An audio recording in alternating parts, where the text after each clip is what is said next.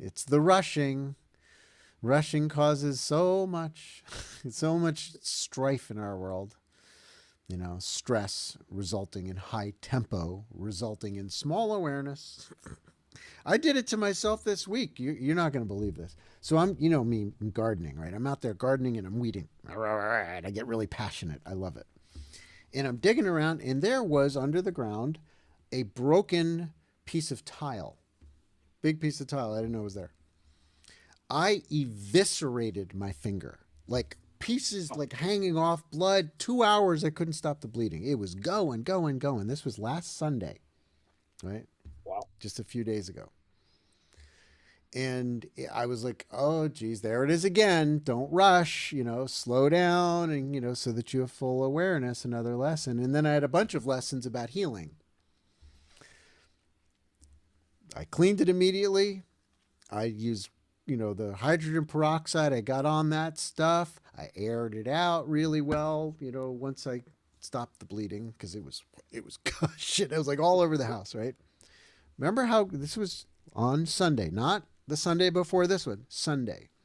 Mhm. I did all of that stuff. I did comfrey salve, the stuff that I make and, and starting to sell. Which finger is it? Can you tell? Nope. Mm-mm. 3 days after that evisceration, I was able to garden without a band aid. Wow. 3 days. I mean, I pulled out all the stops. I was doing the Reiki. I was doing the salt bath, like everything I could think of. I was like, no, I'm going to get out of the way of my negative thinking that this is going to take 2 weeks and then it's going to get infected. And then I was like, no, I'm going to bypass all that. I'm going to prove how fast the human body can heal. That's crazy. True story. I thought I was gonna have to go to the hospital. I was a little worried after an hour, and it's still like I let it off and it go like like a horror movie. Like I'm in trouble, but thankfully I know stuff, and I don't tend to Hmm. panic. I mean, you guys remember when I split my head open with the zip line? Were you around for Hmm. that? Hmm. The zip line broke and it conked me in the head, and I shaved my head, and Laura had to stitch me back up. No scar, nothing. As long as you take care of it, you keep it clean, and you don't get into the negative thinking of expecting that this is going to be a big disaster and it's going to get infected and it's going to be, a scar. No, I'm just going to do it as another opportunity to prove how incredibly fast the human body can heal given the right influence. That's insane. I can, wha- True story. Yeah. But I think that's kind of fun. I mean, we have all of our preconceived notions about, somebody breaks a bone. Oh, well, that's going to be this much time. Or somebody gets sliced. Oh, that's going to be. Not necessarily. I mean, we still are battling with our own belief.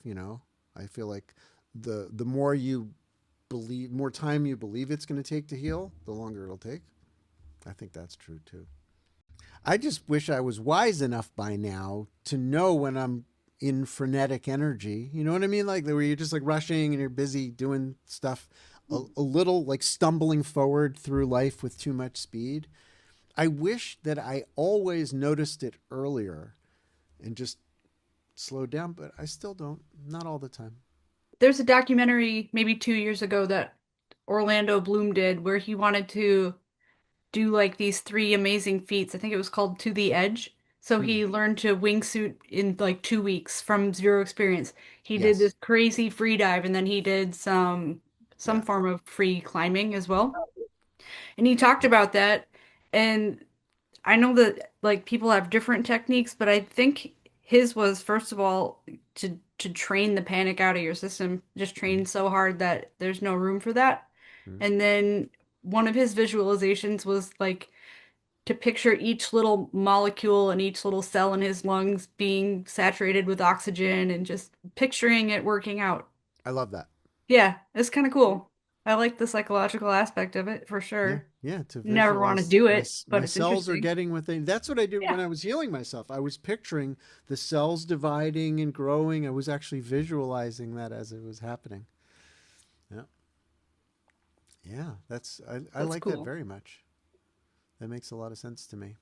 You know, if you don't have your whoopee, you know that like I can't remember, it was some movie where this like little kid had his favorite blankie and he was scared at night if he didn't have his blankie. He called it his whoopee. We all have a whoopee. Maybe it's our breathing that calms us. Maybe it's touching our handles in the airplane. You know, it's something, a ritual that makes us feel better. And I don't think there's anything terribly wrong with that. But I think getting addicted to only one creates a setup for, when you don't have that and now you're all out of skills. So I think, sort of sending out more legs off the, to balance things, more options for visualizing, breathing, relaxing, training your ass off so that you trust yourself, You trust you know where your handles are. And I've rehearsed it so many times, I know that when I'm freaking out, I'll still do it right. And then there's the leap, the big leap of I believe that with my left brain. I have every evidence to put my full faith in this system, in this, the system of the gear, but also the system that I've created with my behavior. But I don't guarantee from that I'll feel good. It won't guarantee it. I still have to assign it. It's my stamp of approval. All good. Now I can laugh, now I can giggle, now I can lighten my heart and show up with my best possible performance because of that. It's still a permission slip. I think they all are. Hmm. Mm, yep. We it's That makes sense. the remembrance, I think, is really it. Remembering who you really are, remembering that you got this.